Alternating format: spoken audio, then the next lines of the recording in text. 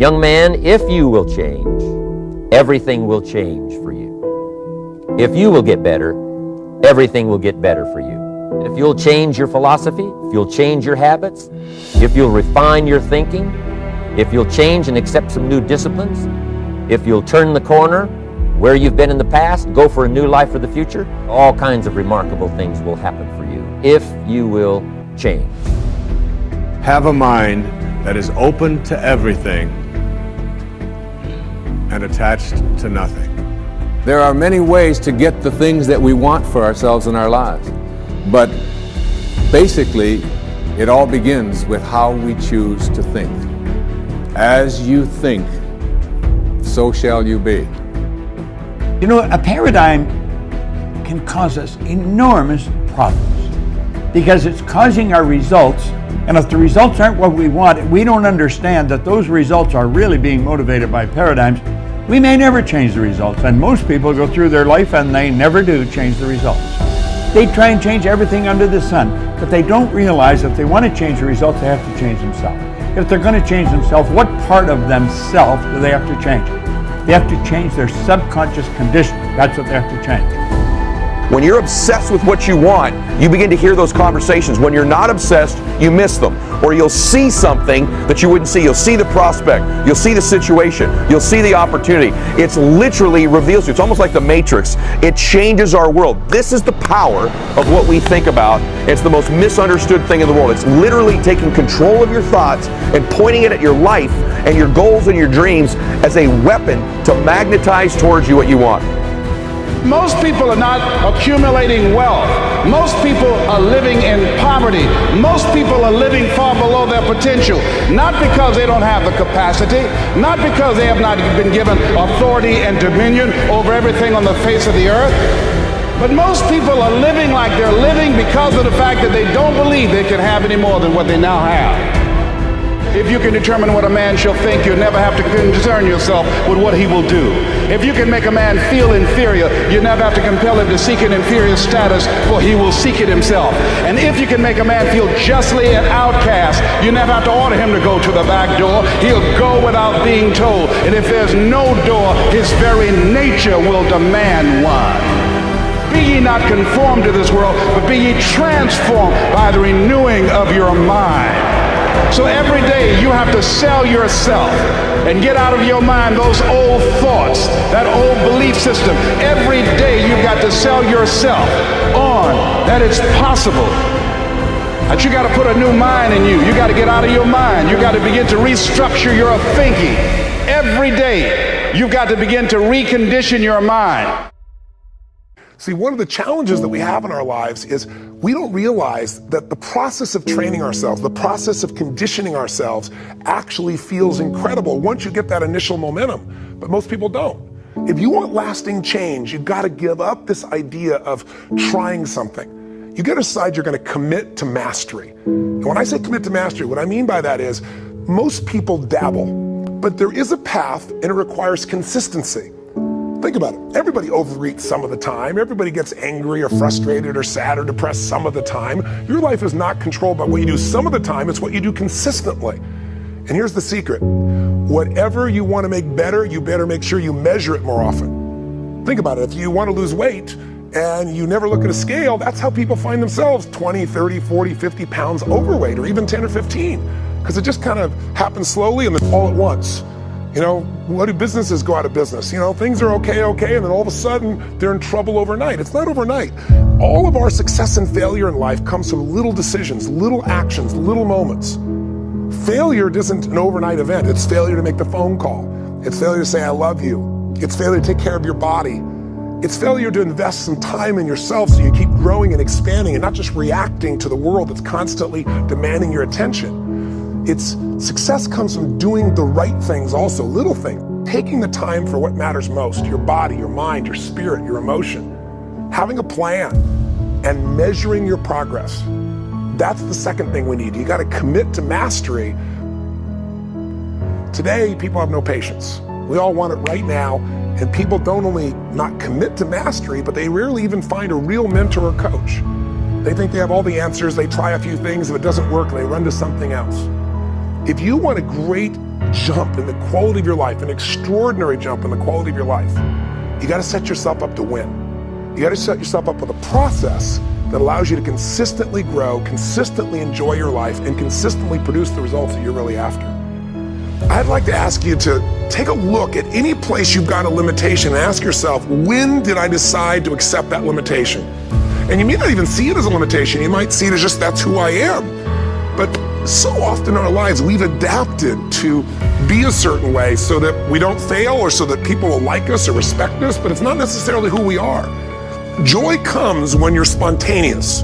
It's really hard to be truly happy when you're not being yourself. And most of us have no clue who we are. People do things spontaneously without thinking, because that's when the real you shows up. That's when the energy comes alive.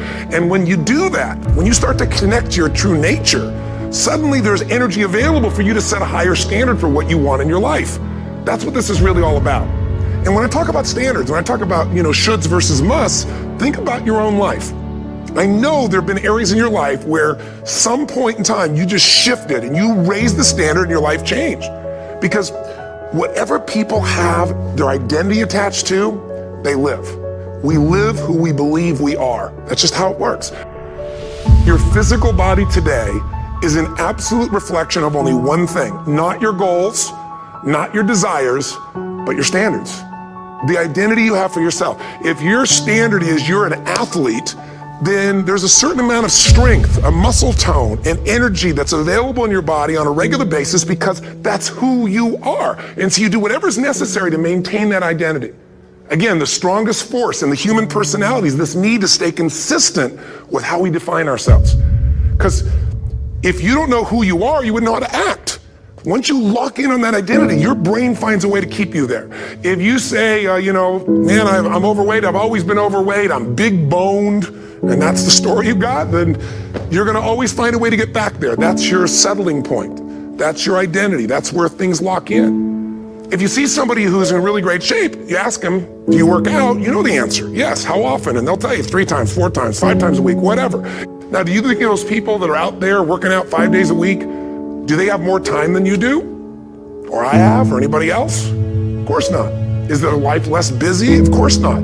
It's just a must for them. They must work out that way, and they've made that turn, their life changed. So I'm not saying you have to work out 5 days a week. I'm just saying whatever you really want, wants don't get met consistently. Standards do. Whatever you identify, this is who I am. And so it's not so much about changing your identity as there's expanding it. Deciding that, instead of your goals to lose 10 pounds, which is not compelling, what if your vision was to get back to my fighting weight? This year, this month, this next 90 days, I'm gonna transform my body. I'm gonna take on a new challenge. I'm gonna find some technique or strategy, there's a million of them, that can reframe myself where I want to feel younger, stronger, more vibrant than ever before. Here's my reasons, because I want the energy to really make my life work, because it's tough out there and I want to be stronger than I've ever been before. You identify yourself in a new way and you own that every day, and that becomes the standard of how you live, you'll find the way to make that standard real. Money's the same way. Think about it, it doesn't matter what's happening, quote unquote, in the marketplace. People that make money find a way to make money no matter what, don't they? I mean, most people's standard is to pay their bills. So that's what most people find a way to do, even when economic times get tough. Most people, if that's their absolute standard, they find a way. Some people's standard is pay their bills most of the time. And so most of the time they do. Some people's standard is not just to pay their bills, but to take care of their family and maybe even some of their friends. And they find a way. In fact, some people may be in a family where they don't have enough money, they barely have money to pay their bills. They work their guts out. And then somebody, their mother, their father, somebody else, their sister gets ill, and there's not enough money to take care of it. Nobody else has money in the family. They don't either, but they find a way to get that money to take care of their mother or father, don't they? And pay their bills. They never could do it before. Why? The situation made them raise their own standard. And not everybody does that. Somebody else in the family might have money and still not take care of their mother. It all comes down to the inner game, my friends. Changing your life is a change in the inner game. 5 sources of inspiration. Here's the first one. Deciding. If you just make a decision, it can be sometimes the day that starts you on a brand new journey. Now, some decisions are incidental and some are small, and some, are part of a working day. But sometimes decision making can be one of the most important days of your life. Maybe a decision you've postponed, and now you understand the penalty of postponing that decision. You've got to do something, and finally you come to the conclusion, today is the day. I now decide. And whether you decide on a new direction, whether you decide on a refinement in philosophy, whether you decide to act when before you haven't acted, you decide on a series of things that you're going to do, you decide. Deciding can be such an incredibly important, very exciting, inspirational day. Also, deciding sometimes starts the process of lifting our self-esteem.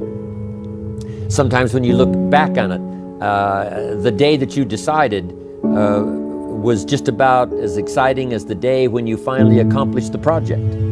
That when you finally made the decision, you finally got the monkey off your back, as we say in English. You finally got through whatever barriers kept you from making that decision, and finally you made a decision. And now it seems like the sky is blue and the air is clear and your mind is ready, and the adrenaline starts to flow, things start to happen to you from that moment of decision. So that can be an incredible source of inspiration. Now, if you don't follow through, it's not going to last all that long. If you decide and then, postpone and you decide, but you still don't get to it for a week or a month or a year, soon all that energy and that source of inspiration is all dissipated. So deciding is inspiring, but not for that long. But once you decide, it can be a very powerful day. But now, of course, you must follow through. But if there's some things you've been postponing, some decisions you have just, hadn't gotten to, I would ask you to just, take out your journal and just go through, what have I been postponing that's not going to be better for my health? It's not going to be better for my future. It's not going to enhance my finances. Maybe a problem needs to be solved. I got to decide when I'm going to do it and how I'm going to proceed. I need to get to it. I promise you, if you'll go through some of that list and start making those decisions, your inspiration will start to flow, and those could be very critically important, exciting days.